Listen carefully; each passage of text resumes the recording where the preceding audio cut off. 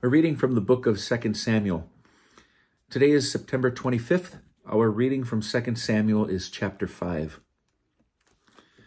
All the tribes of Israel came to David at Hebron and said, "We are your own flesh and blood.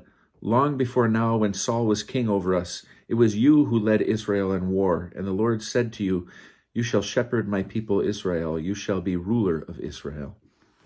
All the elders of Israel came to the king at Hebron, and King David made a pact with them in Hebron before the Lord, and they anointed David king over Israel. David was 30 years old when he became king, and he reigned 40 years. In Hebron he reigned over Judah 7 years and 6 months, and in Jerusalem he reigned over all Israel and Judah 33 years. The king and his men set out for Jerusalem against the Jebusites who inhabited the region. David was told, "You will never get in here. Even the blind and the lame will turn your back." They meant David will never enter here. But David captured the stronghold of Zion. It is now the city of David.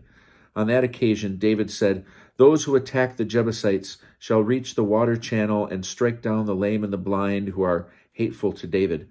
That is why they say no one who is blind or lame may enter the house." David occupied the stronghold and renamed it the City of David. David also fortified the surrounding area from the Millo inward. David kept growing stronger, for the Lord, the God of hosts, was with him. King Hiram of Tyre sent envoys to David with cedar logs, carpenters, and stonemasons, and they built a palace for David. Thus David knew that the Lord had established him as king over Israel and had exalted his kingship for the sake of his people Israel. After he left Hebron, David took more concubines and wives in Jerusalem, and more sons and daughters were born to David.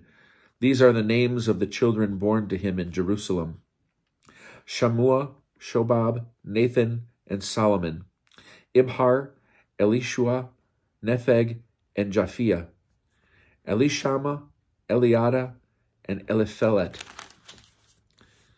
When the Philistines heard that David had been anointed king over Israel, the Philistines marched up in search of David, but David heard of it, and he went down to the fastness.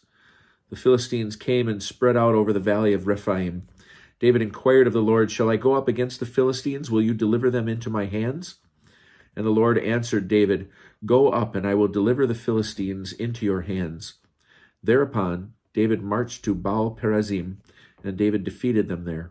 And he said, "The Lord has broken through my enemies before me as my waters break through a dam." That is why the place was named Baal-perazim. The Philistines abandoned their idols there, and David and his men carried them off. Once again the Philistines marched up and spread out over the valley of Rephaim. David inquired of the Lord, and he answered, "Do not go up, but circle around behind them and confront them at the Baca trees. And when you hear the sound of marching in the tops of the Baca trees, then go into action, for the Lord will be going in front of you to attack the Philistine forces." David did as the Lord had commanded him, and he routed the Philistines from Geba all the way to Gezer.